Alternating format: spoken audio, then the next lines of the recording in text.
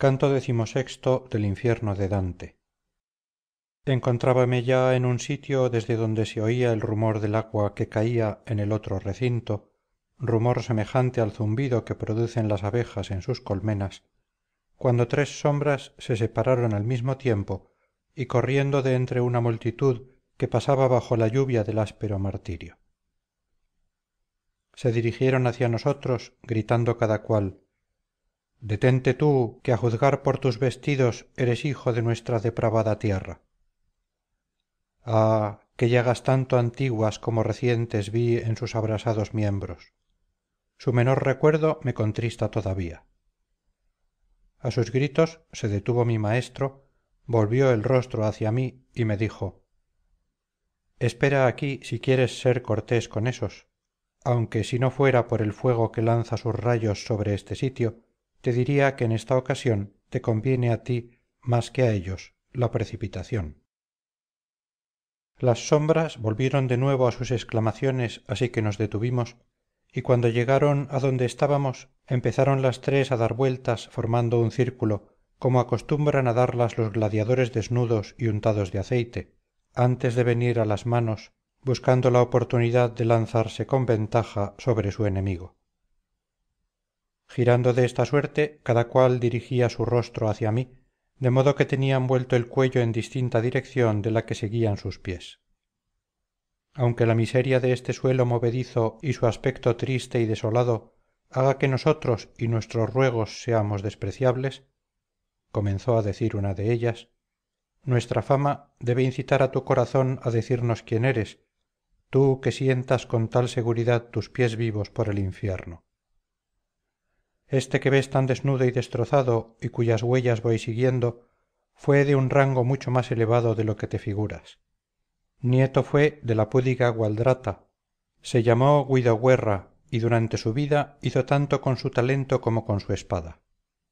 El otro, que tras mí oprime la arena, es Teghiajo Aldovandrini, cuya voz debería haberse escuchado allá arriba en el mundo, y yo, que sufro el mismo tormento que ellos, fui Jacobo Rusticucci, y por cierto que mi mujer me causó más daño que los demás. Si hubiera podido estar al abrigo del fuego me hubiera lanzado entre los de abajo, y creo que mi maestro lo hubiera tolerado, pero como estaba expuesto a abrasarme y cocerme, el miedo venció la buena intención que me impelía a abrazarlos. Después dije: vuestro estado no me ha inspirado desprecio, sino un dolor que tarde desaparecerá. Esto es lo que he sentido en el momento en que mi señor me ha dicho algunas palabras por las que he comprendido que se dirigía hacia nosotros gente de vuestra cualidad. De vuestra tierra soy. Siempre he recordado y escuchado con gusto vuestros actos y nombres. Dejo la hiel y me dirijo en busca de los sabrosos frutos que me ha prometido mi sincero guía. Pero antes me es preciso bajar hasta el centro. Así guíe largo tiempo tu alma tus miembros, repuso aquél, y así también resplandezca tu fama después de tu muerte. Dinos si la cortesía y el valor habitan aún en nuestra ciudad como solían, o si se han desterrado por completo, porque Guillermo Borsiere, que gime hace poco tiempo entre nosotros y va allí con los demás compañeros, nos tortura con sus relatos. Los advenedizos y las rápidas fortunas han engendrado en ti, Florencia, tanto orgullo e inmoderación que tú misma te lamentas ya por esa causa. Así exclamé con el rostro levantado, y las tres sombras, oyendo esta respuesta, se miraron mutuamente, como cuando se oyen cosas que se tienen por verdaderas. Si te cuesta tampoco otra vez satisfacer las preguntas de otro, respondieron todas, dichoso tú que dices lo que sientes, por cuya razón, si sales de estos lugares oscuros y vuelves a ver las bellas estrellas, cuando te plazca decir estuve allí, haz que los hombres hablen de nosotros. Enseguida rompieron el círculo y huyeron de modo que sus piernas parecían alas. No puede decirse amén en tan poco tiempo como invirtieron en desaparecer, por lo cual mi maestro determinó que nos fuéramos. Yo le seguía, y a los pocos pasos advertí que el ruido del agua estaba tan próximo que si hubiéramos hablado apenas nos hubiéramos oído. como aquel río que sigue su propio curso desde el monte beso hacia levante por la izquierda del apenino, que se llama aquaqueta antes de precipitarse en un lecho más bajo y perdiendo este nombre en forlí y formando después una cascada, muge sobre San Benedetto en los Alpes, donde 1.000.000 de hombres debían hallar un retiro. Así, en la parte inferior de una roca escarpada, oímos resonar tan fuertemente aquella agua teñida de sangre que en poco tiempo quedé ensordecido. Tenía yo una cuerda ceñida al cuerpo, con la cual había esperado apoderarme de la pantera de pintada piel. Cuando me la desaté, según me lo había ordenado mi guía, se la presenté arrollada y replegada.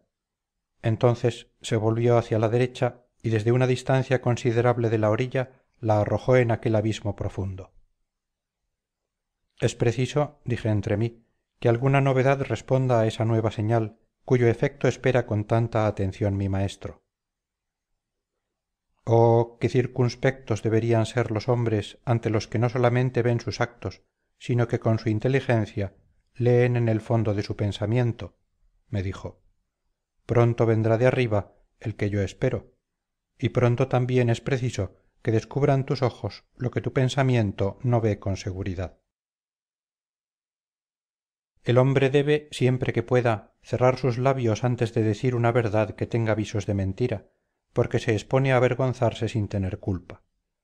Pero ahora no puedo callarme, y te juro, oh lector, por los versos de esta comedia, a la que deseo la mayor aceptación, que vi venir nadando por el aire denso y oscuro una figura que causaría espanto al corazón más firme, semejante al marino que desciende al fondo del mar para desprender el ancla que está afianzada a un escollo u otro cualesquiera objeto escondido en el mar, y que extiende hacia arriba sus brazos y encoge sus piernas. Fin del canto XVI del infierno.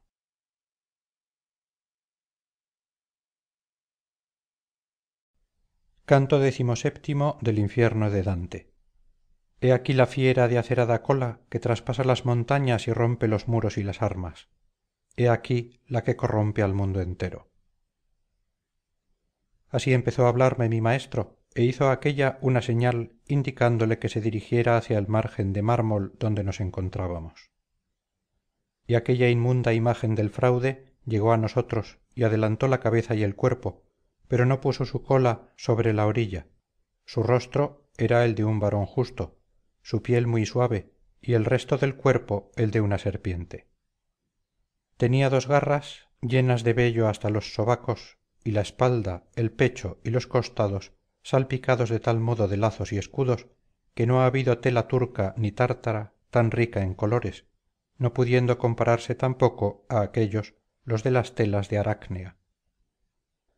Como se ven muchas veces las barcas en la orilla, mitad en el agua y mitad en la tierra, y como en el país de los glotones tudescos el castor se prepara a hacer la guerra a los pescados, así la detestable fiera se mantenía sobre el margen de piedra que circunda la arenosa playa, agitando su cola en el vacío y levantando la venenosa horquilla de que tenía armada su extremidad como la de un escorpión. Mi guía me dijo: ahora conviene que dirijamos nuestros pasos hacia la perversa fiera que está tendida allí. Por lo cual descendimos por la derecha y dimos 10 pasos sobre la extremidad del margen, procurando evitar la arena abrasada y las llamas. Y cuando llegamos a donde la fiera se encontraba, vi a corta distancia sobre la arena mucha gente sentada al borde del abismo. Allí me dijo mi maestro: a fin de que adquieras una completa experiencia de lo que es este recinto, anda y examina la condición de aquellas almas, pero que sea corta tu conferencia.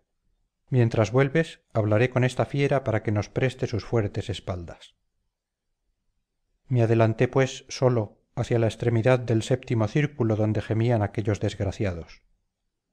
Su sufrimiento se conocía en sus ojos.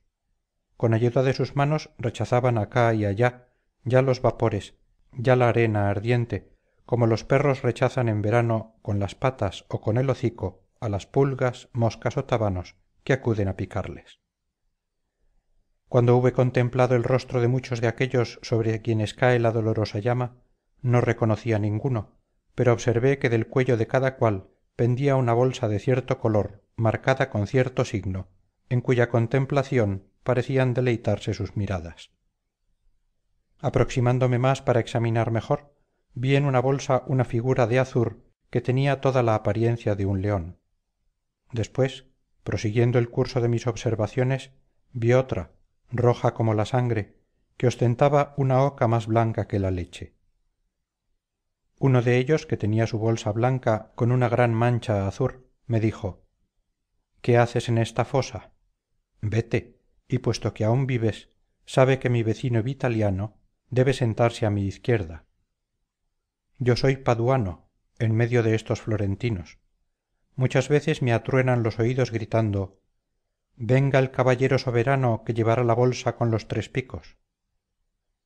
Después torció la boca y sacó la lengua como el buey que se lame las narices.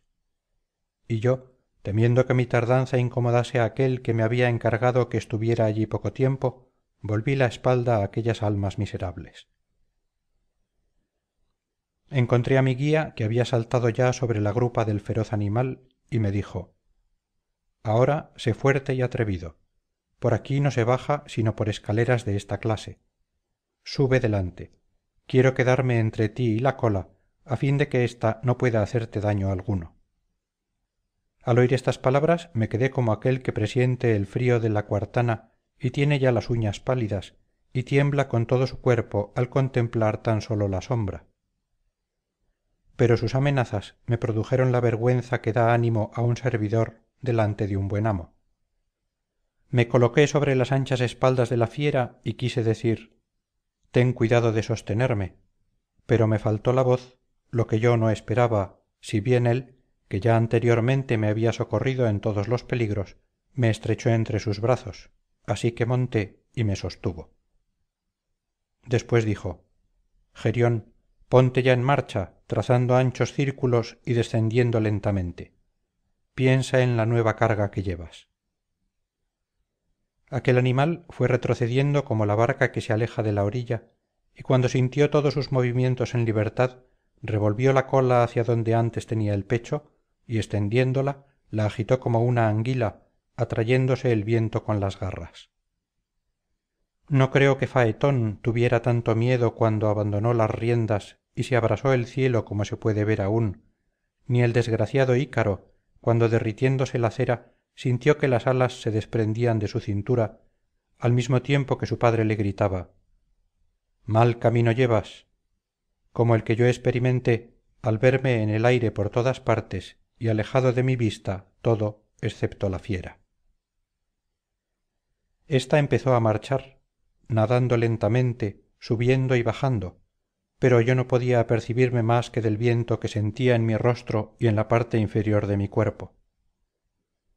Empecé a oír hacia la derecha que el abismo producía un horrible estrépito, por lo cual incliné la cabeza y dirigí mis miradas hacia abajo, causándome un gran miedo aquel precipicio, porque vi llamas y percibí gemidos que me hicieron replegarme sobre mí mismo.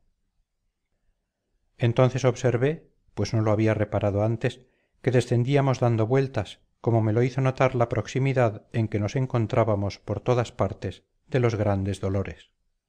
Como el halcón que ha permanecido volando largo tiempo sin ver reclamo ni pájaro alguno y hace exclamar al halconero: baja, desciende cansado de las alturas donde trazaba 100 rápidos círculos y se posa lejos del que lo amaestró, desdeñoso e iracundo, así nos dejó Gerión en el fondo del abismo, al pie de una desmoronada roca, y libre de nuestras personas se alejó como la saeta despedida por la cuerda. Fin del canto XVII del infierno.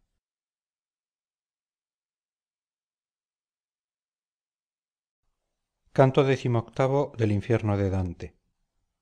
Hay un lugar en el infierno, llamado Malevolge, construido todo de piedra y de color ferruginoso, como la cerca que lo rodea.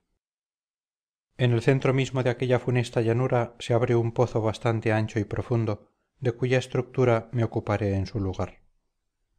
El espacio que queda entre el pozo y el pie de aquella cerca es redondo, y el fondo está dividido en 10 valles o recintos cerrados, los cuales producían el mismo efecto que el que ofrecen a la vista los numerosos fosos que rodean a un castillo para defensa de las murallas, constituyendo la parte más segura de la fortaleza. Y así como estos fosos tienen puentes que van desde el umbral de la puerta a su otro extremo, del mismo modo avanzaban desde la base de la montaña algunas rocas que cortaban los márgenes y los fosos y llegaban hasta el pozo, donde se reunían y confundían. Tal era el sitio donde nos encontrábamos cuando descendimos de la grupa de Gerión. El poeta echó a andar hacia la izquierda y yo seguí tras él. A la derecha vi nuevos objetos de piedad, nuevos tormentos y nuevos verdugos que llenaban la primera fosa. En su fondo estaban desnudos los pecadores. La mitad de ellos venía hacia nosotros, la otra mitad seguía nuestra misma dirección, pero con paso más veloz. Cual los romanos, que a causa de la afluencia de gente que atraviesa el puente de San Ángelo el año del jubileo, han determinado que todos los que se dirijan al castillo y vayan hacia San Pedro pasen por un lado y por el otro los que van a Monte Jordano, así vi, acá y acullá, sobre la negra roca, cornudos demonios con grandes látigos, con los que azotaban cruelmente las espaldas de los condenados. Oh, cómo les hacían mover las piernas al primer golpe, sin que nadie esperara el segundo ni el tercero. Mientras que yo andaba, mis ojos se encontraron con los de un pecador, y dije enseguida, no es la primera vez que veo a ese, por lo que detuve mis pasos para reconocerlo mejor, y mi dulce guía se detuvo al mismo tiempo y aún me permitió retroceder un poco.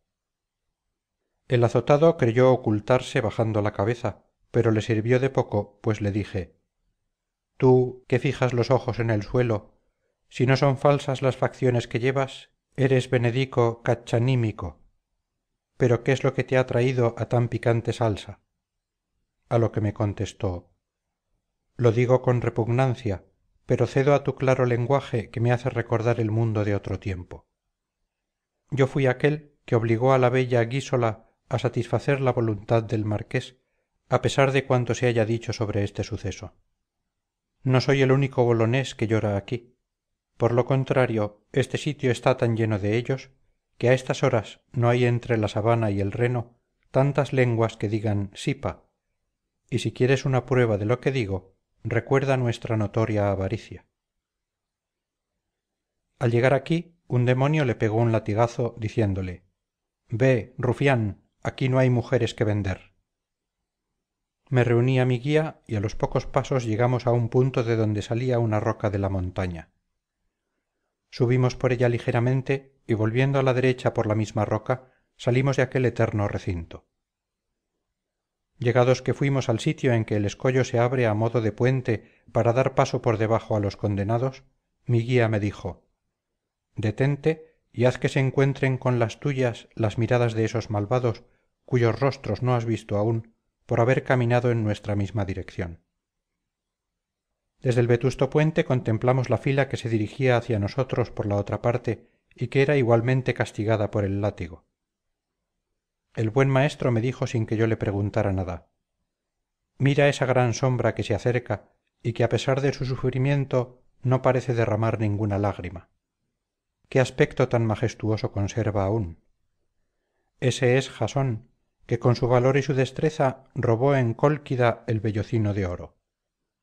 Pasó por la isla de Lemnos, después que las audaces y crueles mujeres de aquella isla dieron muerte a todos los habitantes varones, y allí, con sus acciones y sus halagüeñas palabras, engañó a la joven Isifile, que a su vez había engañado antes a todas sus compañeras.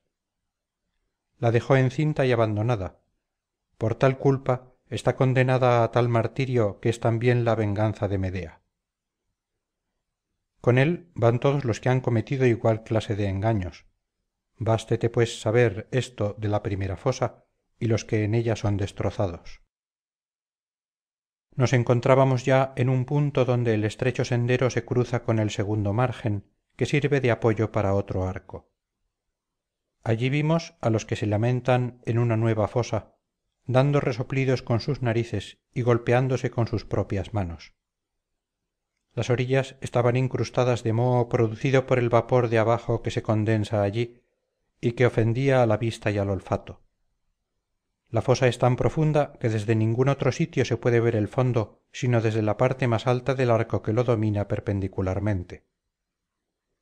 Allí nos pusimos y desde allí vimos sombras sumergidas en un estiércol que parecía salir de las letrinas humanas, y mientras que tenía la vista fija allí dentro, vi una cabeza tan sucia de excremento que no se podía saber si era de clérigo o seglar. Aquella cabeza me dijo: ¿por qué te muestras tan ávido de mirarme a mí con preferencia a los otros que están tan desfigurados? Le respondí: porque si mal no recuerdo, te he visto otra vez con los cabellos enjutos, y tú eres Alejo Interminei de Luca, por eso te miro más que a los demás. Entonces él, golpeándose la cabeza, exclamó: si estoy aquí, tienen la culpa las adulaciones que no se cansó de prodigar mi lengua. Después de esto mi guía me dijo: procura adelantar un poco la cabeza a fin de que tus miradas alcancen las facciones de aquella sucia esclava desmelenada que se desgarra con sus uñas llenas de inmundicia y que tan pronto se encoge como se estira. Esa es la prostituta Thais, que cuando su amante le preguntó: ¿tengo grandes méritos a tus ojos?, le contestó: sí, maravillosos. Y con esto queden saciadas nuestras miradas. Fin del capítulo 18 del Infierno.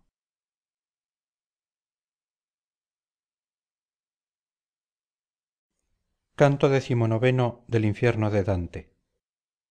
Oh mágico Simón, oh miserables sectarios, almas rapaces que prostituís a cambio de oro y plata las cosas de Dios, que debían ser las esposas de la virtud.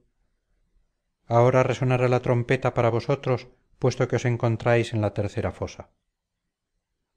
Estábamos ya sobre ésta, subidos en aquella parte del escollo que cae justamente en su centro. Oh suma sabiduría, cuán grande es el arte que demuestras en el cielo, en la tierra y en el mundo maldito, y con cuánta equidad se reparte tu virtud. Vi en las orillas y en el fondo llena la piedra lívida de agujeros de un mismo tamaño y redondos. No me parecían menos anchos ni mayores los que hay en mi hermoso San Juan para servir de pilas bautismales, uno de los cuales rompí yo no ha muchos años porque se estaba ahogando en él un niño, y sirva esto para desengañar a todos. Fuera de la boca de cada uno de estos agujeros salían los pies y las piernas de un pecador, hasta el muslo, quedando dentro el resto del cuerpo. Ambos pies estaban encendidos, por cuya razón sacudían tan fuertemente las coyunturas que hubieran roto lazos y cuerdas. Del mismo modo que la llama sube a la superficie en los objetos untados de grasa, así permanecía aquella en las plantas de los pies de los condenados. ¿Quién es aquel, maestro, que furioso agita los pies más que sus otros compañeros?, dije entonces, y a quien la llama corroe y diseca mucho más. A lo cual me contestó: si quieres que te conduzca hacia la parte de la orilla que está más cercana a la profunda fosa, sabrás por él sus crímenes y los de los demás. Le respondí: me parece bien todo lo que a ti te agrada. Tú eres el Señor, sabes que yo no me separo de tu voluntad y conoces también lo que me callo. Subimos entonces al cuarto margen, después volvimos y descendimos hacia la izquierda por la estrecha y perforada fosa, sin que el buen maestro me hiciera separar de su lado hasta haberme conducido junto al agujero de aquel pecador que daba tantas señales de su dolor con los movimientos de sus piernas. Oh, quien quier que seas, tú, que tienes enterrada la parte superior de tu cuerpo, alma triste, plantada como una estaca, empecé a decir, párate si puedes. Yo estaba como el fraile que confiesa al pérfido asesino que cuando está rodeado de tierra le llama para que cese su muerte. Aquel gritó: ¿estás ya aquí derecho, Bonifacio? La predicción se ha equivocado en muchos años. Tan pronto te has saciado de aquellos bienes por los cuales no temiste engañar a la hermosa dama y gobernarla después indignamente. Quedéme al oír esto como aquellos que se avergüenzan de no haber comprendido lo que se les ha dicho y no saben qué responder. Entonces Virgilio dijo: respóndele pronto. Yo no soy el que crees. y yo contesté como se me ordenó, por lo que el espíritu retorció sus pies. Después, suspirando y con llorosa voz, me dijo: pues qué es lo que me preguntas. Si te urge tanto conocer quién soy, hasta el punto de haber descendido para ello por todos estos peñascos, sabe que yo estuve revestido del gran manto y que fui efectivamente hijo de la osa, tan ávido de aumentar la riqueza de los oseznos, que puse todo el oro del mundo en mi bolsa, y aquí he puesto mi persona. Bajo mi cabeza están los simoníacos que me han precedido, y que se han introducido por el mismo agujero en que ahora me ves. Yo me hundiré también cuando llegue aquel por quien te he tomado, cuando te dirigí mi súbita pregunta. Pero desde que mis pies se abrasan y me encuentro colocado al revés, ha transcurrido más tiempo del que él permanecerá en este mismo sitio con los pies quemados, porque en pos de él vendrá de poniente un pastor sin ley, por causa más repugnante, y ese será el que deba cubrirme. Será un nuevo Jasón, parecido al de que se habla en el libro de los Macabeos, y así como su rey fue débil para con éste, así aquél lo será para con el que rige la Francia. No sé si al llegar aquí fui demasiado impetuoso, pero le respondí en estos términos: dime, pues, qué tesoro exigió nuestro señor de San Pedro antes de poner las llaves en su poder. En verdad que no le pidió más sino que le siguiera. Ni Pedro ni los otros pidieron a Matías oro o plata, cuando fue elegido en reemplazo del que perdió su alma traidora. Permanece pues ahí, porque has sido castigado justamente, y guarda bien tu mal adquirida riqueza que tan atrevido te ha hecho contra Carlos. Y si no fuese porque aún me contiene el respeto hacia las llaves soberanas que poseíste en tu alegre vida, me valdría de palabras más severas, porque vuestra avaricia contrista al mundo, pisoteando a los buenos y ensalzando a los malos. Pastores, a vosotros se refería el evangelista cuando vio prostituida ante los reyes a la que se sienta sobre las aguas, a la que nació con 7 cabezas y sacó su fuerza de sus 10 cuernos, mientras que su virtud agradó a su marido. Os habéis hecho dioses de oro y plata. ¿Qué diferencia, pues, existe entre vosotros y los idólatras, como no sea la de que si ellos adoran a uno, vosotros adoráis a 100? Ah, Constantino, ¿a cuántos males dio origen no tu conversión al cristianismo, sino la renta que de ti recibió el primer papa que fue rico? Y mientras que yo le decía claramente lo que sentía, ya fuese la cólera o que le remordiese la conciencia, sacudía fuertemente las piernas. Creo que a mi guía le complací, porque escuchó siempre con rostro satisfecho el sonido de mis palabras expresadas con sinceridad. Así es que me abrazó, y cuando me tuvo bien estrechado contra su pecho, volvió a subir por el camino por donde habíamos descendido. Y no se cansó de estrecharme contra sí, hasta que me dejó en la parte superior del puente que va de la 4ª a la 5ª calzada. Allí depositó suavemente su dulce fardo sobre el áspero y pelado escollo, que hasta para las cabras sería un difícil sendero, desde donde descubrí una nueva fosa. Fin del canto XIX del infierno. Canto 20 del infierno de Dante. Mis versos deben cantar un nuevo suplicio que será objeto del 20 canto del primer cántico, que trata de los sumergidos en el infierno. Yo iba ya dispuesto a contemplar el descubierto fondo que estaba bañado de lágrimas de angustia, y vi venir por la fosa circular gentes que llorando en silencio caminaban con aquel paso lento que llevan las procesiones en el mundo. Cuando incliné más hacia ellos mi mirada, me pareció que cada uno de aquellos condenados estaba retorcido de un modo extraño desde la barba al principio del pecho, pues tenían su rostro vuelto hacia los riñones y les era preciso andar hacia atrás, porque habían perdido la facultad de ver por delante.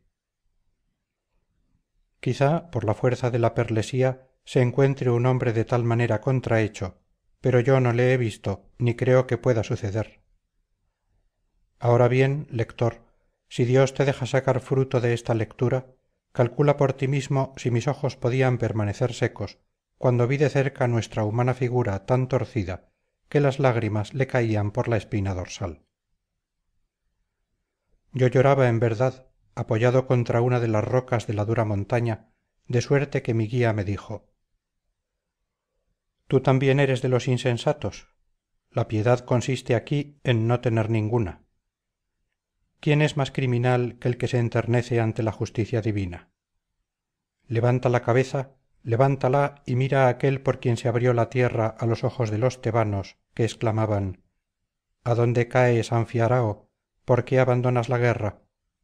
Y no cesó de caer en el infierno hasta llegar a Minos, que se apodera de cada culpable. Mira cómo han convertido sus espaldas en pecho, por haber querido ver demasiado hacia adelante, ahora mira hacia atrás y sigue un camino retrógrado. Mira a Tiresias, que mudó de aspecto cuando de varón se convirtió en hembra, cambiando también todos sus miembros, y siéndole preciso abatir con su vara las dos serpientes unidas antes de que recobrara su pelo viril. El que acerca sus espaldas al vientre de aquél es Aronte, que en las montañas de Luni, cultivadas por el carrarés que habita en su falda, tuvo en las canteras su morada, desde donde no había nada que limitara su vista cuando contemplaba el mar o las estrellas. Aquella que cubre su pecho y se oculta a tus miradas con los cabellos destrenzados y que tiene en la otra parte de su cuerpo la piel velluda, fue Manto, quien recorrió muchas comarcas hasta que se detuvo en el sitio donde yo nací, por lo cual desearé que me prestes un poco de atención. Después que su padre salió de la vida y fue esclava la ciudad de Baco, anduvo errante por el mundo durante mucho tiempo. Allá arriba, en la bella Italia, existe un lago al pie de los Alpes que ciñen la Alemania por la parte superior del Tirol, el cual se llama Benaco. 1000 corrientes y aún más, según creo, vienen a aumentar entre Garda, Valcamónica y el Apenino el agua que se estanca en dicho lago. En medio de este hay un sitio donde el pastor de Trento y los de Verona y Brescia podrían dar su bendición si siguiesen aquel camino. En el punto en que es más baja la orilla está situada Peschiera, bella y fuerte roca, a propósito para hacer frente a los de Brescia y a los de Bérgamo. Allí afluye necesariamente toda el agua que no puede estar contenida en el lago de Benaco, formando un río que corre entre verdes praderas.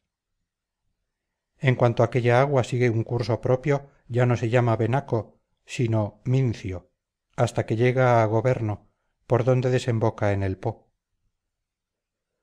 No corre mucho sin que encuentre una cavidad por donde se extiende y se estanca, y en el estío suele ser malsana. Pasando pues por allí la feroz Virgen vio aquella tierra pantanosa sin cultivo y sin habitantes. Se detuvo en ella con sus esclavas para huir de todo consorcio humano y para ejercer su arte mágico, y vivió allí y allí dejó sus restos mortales. Entonces los hombres, que estaban dispersos por los alrededores, se reunieron en aquel sitio que estaba protegido por todas partes por el pantano. Edificaron una ciudad sobre los huesos de la muerta, y del nombre de la primera que había elegido aquel sitio la llamaron Mantua, sin consultar para ello al destino. En otro tiempo fueron sus habitantes más numerosos, antes de que Casalodi se dejara engañar neciamente por Pinamonte. Te lo advierto a fin de que si oyes atribuir otro origen a mi país, ninguna mentira pueda oscurecer la verdad. Le respondí: Maestro, tus razonamientos son para mí tan claros y hacen que les preste tanta fe que otros cualesquiera me parecerían carbones apagados. Pero dime si entre la gente que va pasando hay alguno digno de notarse, pues eso solo ocupa mi espíritu. Entonces me dijo: aquel cuya barba se extiende desde el rostro a sus morenos hombros fue augur cuando la Grecia se quedó tan exhausta de varones que apenas los había en las cunas, y con Calcanta dio la señal en Áulide para cortar el primer cable. Se llamó Euripiles, y así lo nombra en algún punto mi alta tragedia. Aquel otro que ves tan demacrado fue Miguel Scotto, que conoció perfectamente el falso arte mágico. Mira a Guido Bonatti, a Asdente, que ahora desearía no haber dejado su cuero y su bramante, pero se arrepiente demasiado tarde. Contempla las tristes que abandonaron la aguja, la lanzadera y el uso para convertirse en adivinas y para hacer maleficios con yerbas y con imágenes. Pero ven ahora, porque ya el astro en que se ve a Caín y a las espinas ocupa el confín de los dos hemisferios y toca el mar más abajo de Sevilla. La luna era ya redonda en la noche anterior. Debes recordar bien que no te molestó a veces por la selva umbría. Así me hablaba y entre tanto íbamos caminando. Canto XX del Infierno.